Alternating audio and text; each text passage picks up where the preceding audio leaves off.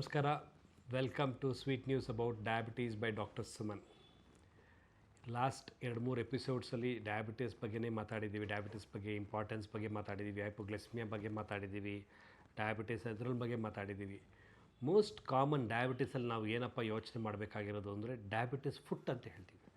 ಅಂದರೆ ಡಯಾಬಿಟಿಕ್ ಪೇಷಂಟ್ಸ್ಗೆ ಕಾಲು ಗಾಯಗಳಾಗ್ಬಿಟ್ರೆ ತುಂಬಾ ಟೈಮ್ ತೊಗೊಳುತ್ತೆ ವಾಸಿ ಆಗೋಕ್ಕೆ. ಅದ್ರ ಬಗ್ಗೆ ಸ್ವಲ್ಪ ಮಾತಾಡೋಣ.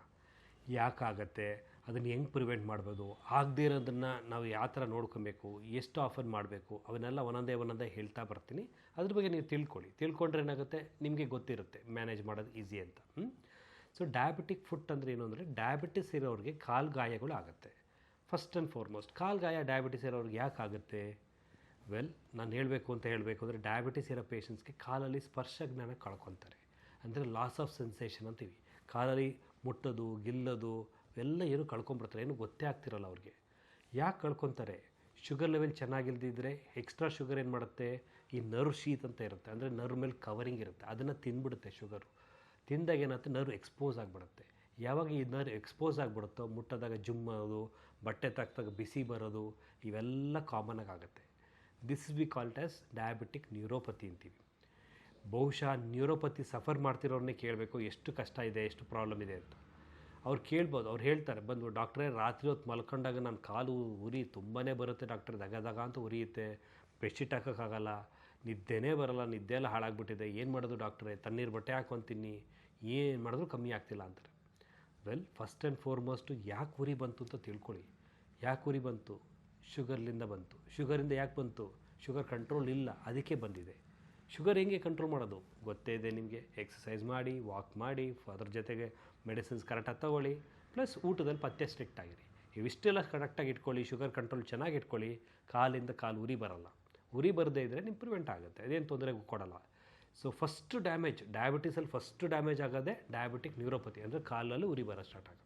ಸೊ ಆ ಉರಿ ಬಗ್ಗೆ ನಿಮ್ಗೆ ಗೊತ್ತಿದ್ದರೆ ನೀವು ಇದನ್ನೆಲ್ಲ ಬಂತು ಅಂತ ಗೊತ್ತಾಗ್ತಿದ್ದಂಗೆ ನಿಮ್ಮ ಶುಗರ್ ಕಂಟ್ರೋಲ್ ಚೆನ್ನಾಗಿಲ್ಲ ಅಂತ ಅರ್ಥ ಮಾಡ್ಕೊಂಬಿಡಿ. ಸೊ ದಯವಿಟ್ಟು ನಿಮ್ಮ ಡಾಕ್ಟರ್ ಹತ್ರ ವಾಪಸ್ ಹೋಗಿ ಕೇಳಿ. ಬಟ್ ಡಯಾಬಿಟಿಸ್ ಒಂದರಲ್ಲೇ ಕಾಲು ಉರಿ ಬರುತ್ತೆ ಅಂತ ಹೇಳ್ತಿಲ್ಲ, ಇನ್ನೂ ಹಲವಾರು ಕಾರಣಗಳಿರುತ್ತೆ. ಆಲ್ಕೋಹಾಲಿಕ್ ನ್ಯೂರೋಪತಿ ಅಂತ ಹೇಳ್ತೀವಿ, ನಾರ್ಮಲ್ ನ್ಯೂರೋಪತಿ ಅಂತ ಹೇಳ್ತೀವಿ, ಏಜ್ ರಿಲೇಟೆಡ್ ಅಂತಲೇ ಹೇಳ್ತೀವಿ. ಹಾಗೆ ನರ ಡ್ಯಾಮೇಜಸ್ಸಿಂದ ಬರುತ್ತೆ, ಹಲವಾರು ರೀಸನ್ಸ್ ಜಾಸ್ತಿ ಇರಬಹುದು. ಬಟ್ ಡಯಾಬಿಟಿಸಿಂದ ಬರೋಂಥ ಉರಿಗಳೇ ಜಾಸ್ತಿ ಇರುತ್ತೆ. ಸೊ ಡಯಾಬಿಟಿಕ್ ಪೇಷಂಟ್ಸ್ ಸಫರ್ ಮಾಡೋಂಥದ್ದು ಜಾಸ್ತಿ ಇರುತ್ತೆ. ಹೋಗ್ಲಿ ಬಿಟ್ಬಿಡಿ, ಉರಿ ಬಂದರೆ ಏನಂತೆ, ಏನು ಮಾಡೋಕ್ಕಾಗುತ್ತೆ, ಸುಮ್ಮನೆ ಅದು ಹೆಂಗೆ ಅಡ್ಜಸ್ಟ್ ಮಾಡಿ ಇಟ್ಬಿಡೋಣ ಅಂತ ನೀವು ಅಂದ್ಕೊಬೋದು. ಅದು ಉರಿ ಈಸ್ ಅ ಫಸ್ಟ್ ಸ್ಟೇಜ್. ಹೋಗ್ತಾ ಇನ್ನೂ ವರ್ಸ್ಟ್ ಆಗ್ತಾ ಹೋಗುತ್ತೆ. ಏನಾಗುತ್ತೆ, ಸ್ಪರ್ಶಜ್ಞಾನ ಕಳ್ಕೊಂಬಿಡ್ತೀರ. ಅಂದರೆ ಮುಟ್ಟೋದು, ಗಿಲ್ಲೋದು, ಸೆನ್ಸೇಷನ್ ಹೊಟ್ಟೋಗ್ಬಿಡುತ್ತೆ. ಯಾವಾಗ ಈ ಸೆನ್ಸೇಷನ್ ಹೋಯ್ತು ಅಂದರೆ ನೀವೇನು ಮಾಡೋದು ಗೊತ್ತಲ್ಲ ನಿಮ್ಗೇನಾಗುತ್ತೆ ಅಂತ. ಸೆನ್ಸೇಷನ್ ಹೋಯ್ತು ಅಂದರೆ ನೀವು ಕಾಲುಗಳು ನೋಡ್ಕೊಳ್ಳೋದೇ ಬಿಟ್ಬಿಡ್ತೀರ. ಅಂದರೆ ಫಾರ್ ಎಕ್ಸಾಂಪಲ್ ದೇವಸ್ಥಾನಕ್ಕೆ ಹೋಗಿರ್ತೀರ, ದೇವಸ್ಥಾನದಲ್ಲಿ ಬರೀ ಚಪ್ಪಲಿ ಇಲ್ದಂಗೆ ಬರೀ ಕಾಲ ನಡಿಬೇಕು ಅಂತ ಹೇಳ್ತಾರೆ.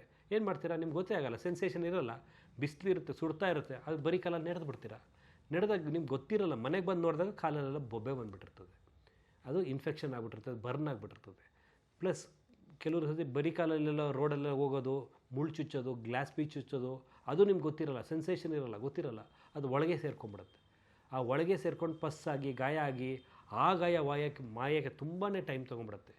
ಎಷ್ಟೊಂದು ಜನ ಗ್ಯಾಂಗ್ರೀನ್ ಕೂಡ ಆಗಿಬಿಡುತ್ತೆ. ಗ್ಯಾಂಗ್ರೀನ್ ಅಂದರೆ ಪರ್ಟಿಕ್ಯುಲರ್ ಪಾರ್ಟು ಸರಿಯಾಗಿ ಬ್ಲಡ್ ಸರ್ಕ್ಯುಲೇಷನ್ ಆಡೋಲ್ಲ. ಬ್ಲಡ್ ಸರ್ಕ್ಯುಲೇಷನ್ ಆಗದೇ ಇದ್ದರೆ ಏನಾಗುತ್ತೆ, ಅದು ಡೆಡ್ ಆಗಿಬಿಡುತ್ತೆ. ಡೆಡ್ ಆದಾಗ ಏನು ಮಾಡಬೇಕು, ಕತ್ತರಿಸ್ಬೇಕಾಗತ್ತೆ. ಸೊ ಹಾಗಾಗಿ ಒಂದು ಬೆಟ್ ಕತ್ತರಿಸಿದ್ರೆ ಇದು ಆರ್ಕಿಟೆಕ್ಚರ್ ಅಂತ ಹೇಳ್ತೀವಿ. ಅಂದರೆ ನಾವು ಇರೋ ಕಾಲು ಇರುತ್ತಲ್ಲ, ಅದು ಆರ್ಕಿಟೆಕ್ಚರ್ ಚೇಂಜ್ ಆಗಿಬಿಡೋದ್ರಿಂದ ಇನ್ನು ಮಿಕ್ಕಿದ 3 ಬೆಟ್ ಮೇಲೆ ಭಾರ ಬೀಳೋದು, ಅಲ್ಲಿ ಗಾಯ ಆಗೋದು, ಆ ಬೆಟ್ ಕತ್ತರಿಸೋದು, ಹಂಗೆ ಒಂದೊಂದೇ ಆ್ಯಡ್ ಆಗ್ತಾ ಹೋಗ್ಬಿಡುತ್ತೆ. ಸೊ ಹಾಗಾಗಿ ದಯವಿಟ್ಟು ಡಯಾಬಿಟಿಸಲ್ಲಿಂದ ಕಾಲು ಗಾಯಗಳಾದರೂ ಹುಷಾರಾಗಿ ನಿಮ್ಮ ಡಾಕ್ಟ್ರ್ ತೋರಿಸ್ಕೊಂಡು ಬೇಗ ವಾಸಿ ಮಾಡ್ಕೊಂಬಿಡಿ. ಕಾಲನ್ನ ಎಷ್ಟು ಚೆನ್ನಾಗಿ ನೋಡ್ಕೊಬೇಕು ಅಂದರೆ, ಮುಖ ನೋಡ್ಕೊತೀವಲ್ಲ ಅಷ್ಟೇ ಚೆನ್ನಾಗಿ ಕಾಲನ್ನು ನೋಡ್ಕೊಬೇಕು. ಪ್ರತಿದಿನ ಕಾಲನ್ನ ಚೆಕ್ ಮಾಡ್ಕೊಳ್ಳಿ, ಮಾಯ್ಶ್ಚರೈಸರ್ ಹಾಕೋದು, ಅಂದರೆ ಬೆಡ್ ಸಂದಿ ನೀಟಾಗಿ ಒರೆಸ್ಕೊಳ್ಳೋದು. ಇನ್ನು ಕೆಲವರು ಕಾಮನಾಗಿ ಕೆಸರುನು ಅಂತ ನೋಡಿರ್ಬೋದು, ಅಂದರೆ ಬೆಡ್ ಸಂದಿ ಬಿಳಿಯಾಗಿ ಆಗ್ತಾ ಇರುತ್ತೆ, ಇದಕ್ಕೆ ಕೆಸರುನು ಅಂತ ಕರೀತಾರೆ. ಅದು ವೆರಿ ಕಾಮನಾಗಿ ಆಗುತ್ತೆ ಡಯಾಬಿಟಿಕ್ ಪೇಷಂಟ್ಸ್ಗೆ, ಎಸ್ಪೆಷಲಿ ಲೇಡೀಸಲ್ಲಿ. ಎಷ್ಟೊಂದು ಜನ ಈ ಲೇಡೀಸ್ ಏನು ಮಾಡ್ತಾರೆ ಅಂದರೆ, ಪ್ರತಿ ಸತಿ ಯಾವಾಗ ಕಾಲು ತೊಳ್ಕೊಳ್ಳೋದು, ಇದು ಮಾಡೋದು ಮಾಡ್ತಾ ಇರ್ತಾರೆ, ಸರಿಯಾಗಿ ಒರೆಸ್ಕೊಳ್ಳಲ್ಲ. ಈ ಕಾಲು ಬೆಡ್ ಸಂದಿ ನೀವು ಒರೆಸ್ಕೊಳ್ಳದೆ ಹಾಗೆ ಬಿಟ್ಬಿಟ್ರೆ, ಅಥವಾ ಕಾಲು ಬೆಟ್ಟು ತುಂಬ ಟೈಟಾಗಿದ್ದರೆ, ಅಂದರೆ ಬೆಡ್ಸು ಇದು ಒಳಗಡೆ ಗಾಳಿ ಆಡೋಕ್ಕೆ ಜಾಗ ಇಲ್ಲದೆ ಇದ್ದಾಗ, ಅದು ಟೀನಿಯಾ ಪಿಡೀಸ್ ಅಂತ ಕರಿತೀವಿ. ಅಂದರೆ ಬೆಡ್ಸು ಫಂಗಲ್ ಇನ್ಫೆಕ್ಷನ್ ಆಗಿಬಿಡುತ್ತೆ. ಆ ಫಂಗಲ್ ಇನ್ಫೆಕ್ಷನ್ ಹಂಗೆ ಬಿಟ್ಟರೆ ಅದು ಇದಾಗ್ಬಿಡುತ್ತೆ, ಪಸ್ಸಾಗಿ ಇನ್ಫೆಕ್ಷನ್ ಆಗಿ ಕಾಲು ಗಾಯಗಳಾಗ್ಬಿಡುತ್ತೆ. ಸೊ ಅದು ಕೂಡ ನೆಗ್ಲೆಕ್ಟ್ ಮಾಡಬಾರ್ದು. ಏನು ಮಾಡಬೇಕು, ಚೆನ್ನಾಗಿ ಕಾಲು ಬೆಟ್ಟು ಸಂದಿ ಒರೆಸ್ಬೇಕು. ಮಕ್ಕಕ್ಕೆ ಹಾಕ್ತಿರಲ್ಲ ಪೌಡ್ರು, ಅದನ್ನು ಚೆನ್ನಾಗಿ ಉದುರಿಸ್ಬೇಕು, ಡ್ರೈಯಾಗಿ ಇಟ್ಕೊಬೇಕು, ಗಾಯ ಆಗದೇ ಇರೋಂಗೆ ನೋಡ್ಕೊಬೇಕು. ಕನ್ನಡಿ ಇಟ್ಕೊಳ್ಳಿ, ನೀವು ಬಗ್ಗೆ ನೋಡೋಕ್ಕಾಗಲ್ವ, ಕನ್ನಡಿ ಇಟ್ಕೊಳ್ಳಿ, ಕನ್ನಡಿಯಲ್ಲೇ ಎಲ್ಲ ಕಾಲು ಚೆನ್ನಾಗಿದೆ ಅಂತ ನೋಡ್ಕೊಳ್ಳಿ. ಇಲ್ಲ ಯಾರ ಮನೇಲಿ ಯಾರಿಗಾರು ಹೇಳಿ, ಅವ್ರು ನಿಮ್ಗೆ ಹೆಲ್ಪ್ ಮಾಡ್ತಾರೆ, ಕಾಲಿದೆ ನಿಜ ಎಲ್ಲೋ ನೋಡ್ತಾರೆ, ಅವ್ರಿಗೆ ಹೇಳಿ ಕಣ್ಣು ಮುಚ್ಕೊತೀನಿ ಮುಟ್ಟೋದು ಗಿಲ್ಲೋದು ಮಾಡಪ್ಪ ಅಂತೇಳಿ, ಅವನ್ನೆಲ್ಲ ಮಾಡ್ಕೊಳ್ಳಿ. ಇವೆಲ್ಲ ಸಿಂಪಲ್ ಥಿಂಗ್ಸ್. ಅವನ್ನೆಲ್ಲ ಮಾಡೋದ್ರಿಂದ ನಿಮ್ಮ ಕಾಲು ಚೆನ್ನಾಗಿದೆ ಅಂತ ಗೊತ್ತಾಗುತ್ತೆ, ಏನು ಪ್ರಾಬ್ಲಮ್ ಇಲ್ಲ ಅಂತ ಗೊತ್ತಾಗುತ್ತೆ. ಇನ್ನು ಮುಂದೆ ಏನೂ ಪ್ರಾಬ್ಲಮ್ ಆಗದಾರೆ ಹಂಗೆ ನೋಡ್ಕೊತ ಆರಾಮಾಗಿ ಮೇಂಟೈನ್ ಮಾಡ್ಕೋಬೋದು. ಪ್ಲಸ್ ಇನ್ನೊಂದು ಕಾಮನಾಗಿ ನಾವು ಹೇಳ್ತೀವಿ, ಡಯಾಬಿಟೀಸಲ್ಲಿ ಡ್ರೈ ಸ್ಕಿನ್ ತುಂಬ ಕಾಮನಾಗಿ ಆಗುತ್ತೆ. ಡಯಾಬಿಟೀಸಲ್ಲಿ ಕಾಂಪ್ಲಿಕೇಶನ್ನೇ ಡ್ರೈ ಸ್ಕಿನ್. ಅಂದರೆ ಚರ್ಮದ ಮೇಲೆ ಒಂದು ಲಿಕ್ವಿಡ್ ಬರುತ್ತೆ, ಒಂದು ಆಯಿಲ್ ಬರುತ್ತೆ, ಆಯಿಲ್ ಸೆಕ್ರೇಷನ್. ಅದು ಆಯಿಲ್ ಸೆಕ್ರೇಷನ್ಸ್ ಕಮ್ಮಿ ಆಗಿಬಿಡುತ್ತೆ ಡಯಾಬಿಟೀಸಲ್ಲಿ. ಸೆಕ್ರೇಷನ್ಸ್ ಕಮ್ಮಿ ಆದರೆ ಏನಾಗುತ್ತೆ, ಆಯಿಲ್ ಏನು ಮಾಡುತ್ತೆ, ತುಂಬ ಸೂದನಿಂಗ್ ಅಂತೀವಿ, ಅಂದರೆ ಎಲ್ಲ ಸ್ಮೂತ್ ಮಾಡ್ತಾ ಇರುತ್ತೆ ಚರ್ಮನೆಲ್ಲ. ಈ ಡಯಾಬಿಟಿಕ್ ಪೇಷಂಟ್ಸ್ ಅದು ಸ್ಮೂತ್ ಮಾಡಲ್ಲ. ಸ್ಮೂತ್ ಮಾಡ್ತಾ ಇದ್ದಾಗ ಸ್ಕಿನ್ ರಫ್ ಆಗಿಬಿಡುತ್ತೆ. ರಫ್ ಆದಾಗ ಏನಾಗುತ್ತೆ ಅಂದರೆ ಬೇಗ ಕ್ರ್ಯಾಕ್ ಆಗುತ್ತೆ, ಬೇಗ ಒಡೆಯುತ್ತೆ.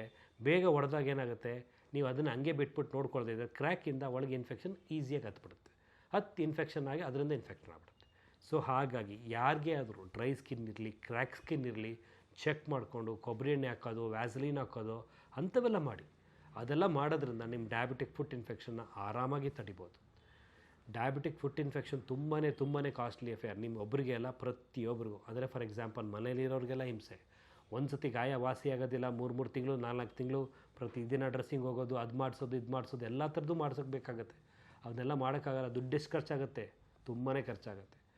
ನೀವು ನೋಡಿರ್ಬೋದು, ನೀವು ಯಾವುದೇ ಡಯಾಬಿಟಿಕ್ ಪೇಷಂಟ್ ಕೇಳಿ, ಒಂದು ಸತಿ ಕಾಲು ಗಾಯ ಆದರೆ ತಿಂಗಳಾನ್ಗಟ್ಟಲೆ ಹಿಡಿದ್ಬಿಡುತ್ತೆ ವಾಸಿ ಆಗೋಕ್ಕೆ. ಎಷ್ಟು ಜನಕ್ಕೆ ವಾಸಿನೇ ಆಗೋಲ್ಲ, ಹಂಗಾಗ್ಬಿಡುತ್ತೆ.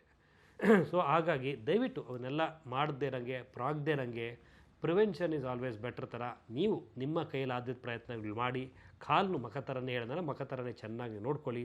ಒರೆಸೋದು, ಕ್ಲೀನ್ ಮಾಡೋದು, ನೀಟಾಗಿ ಇಟ್ಕೊಳ್ಳೋದು, ಗಾಯಗಳಾಗದಿರಂಗೆ ನೋಡ್ಕೊಳ್ಳೋದು. ಆದರೂ ಕೂಡ ತಕ್ಷಣ ಹೋಗಿ ಡಾಕ್ಟ್ರಿಗೆ ತೋರಿಸೋದು, ಗಾಯಗಳು ಇದು ಮಾಡೋದು, ಅವೆಲ್ಲ ಮಾಡಿ.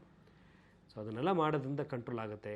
ಬೈ ಚಾನ್ಸ್ ಉರಿ ಜಾಸ್ತಿ ಇದ್ದರೆ ನಿಮ್ಮ ಡಾಕ್ಟ್ರು ನಿಮಗೆ ಆ್ಯಂಟಿಬಯೋಟಿಕ್ಸ್, ವಿಟಮಿನ್ ಟ್ಯಾಬ್ಲೆಟ್ಸು ಅಥವಾ ಸಮ್ ಸಾರ್ಟ್ ಆಫ್ ಅಪ್ಲಿಕೇಶನ್ಸು ಅವೆಲ್ಲ ಕೊಡ್ತಾರೆ. ಕೊಡೋದ್ರಿಂದ ನೀವು ಹಾಕೋದ್ರಿಂದ ಒಳ್ಳೆಯದು. ದಯವಿಟ್ಟು ಬರೀ ಕಾಲಲ್ಲಿ ಮಾತ್ರ ಓಡಾಡಬೇಡಿ. ಚಪ್ಪಲ್ ಹಾಕ್ಕೊಳ್ಳಿ, ಇಲ್ಲ ಸಾಕ್ಸ್ ಹಾಕ್ಕೊಳ್ಳಿ. ಪ್ರೊಟೆಕ್ಷನ್ ತುಂಬಾ ಇಂಪಾರ್ಟೆಂಟ್ ಡಯಾಬಿಟಿಸಲ್ಲಿ. ಕಾಲನ್ನ ನೀವು ಎಷ್ಟು ಚೆನ್ನಾಗಿ ಪ್ರೊಟೆಕ್ಟ್ ಮಾಡ್ತೀರೋ ಅಷ್ಟು ನೀವು ಕಾಂಪ್ಲಿಕೇಶನ್ ಇಲ್ದಂಗೆ ಆರಾಮಾಗಿರ್ಬೋದು. ಸೊ ಡಯಾಬಿಟಿಸ್ ಮೇಜರ್ ಕಾಂಪ್ಲಿಕೇಶನ್ ಅಲ್ಲ, ಬಟ್ ಡಯಾಬಿಟಿಸಿಂದ ಸಣ್ಣ ಪುಟ್ಟ ಕಾಂಪ್ಲಿಕೇಶನ್ ಬರೋದನ್ನು ನಾವು ಪ್ರಿವೆಂಟ್ ಮಾಡಿದ್ರೆ ಯಾರಿಗೂ ಏನೂ ಪ್ರಾಬ್ಲಮ್ ಬರ್ದಂಗೆ ಆರಾಮಾಗಿರ್ಬೋದು ಅಂತ ಹೇಳ್ತಾ ನಾನು 2 ಮಾತು ಮುಗಿಸ್ತಾ ಇದ್ದೀನಿ. Any doubt we are there, ನಾವಿದ್ದೇ ಇದ್ದೀವಿ. ಎನಿ ಟೈಮ್ ನಮಗೆ ಕಾಂಟ್ಯಾಕ್ಟ್ ಮಾಡಿ. ಥ್ಯಾಂಕ್ ಯು, ನಮಸ್ಕಾರ. ಆರೋಗ್ಯ ಮಾಹಿತಿಯ ಇಂಥ ಮತ್ತಷ್ಟು ವಿಡಿಯೋಗಳಿಗಾಗಿ Vishwavani health YouTube channel subscribe ಮಾಡಿ.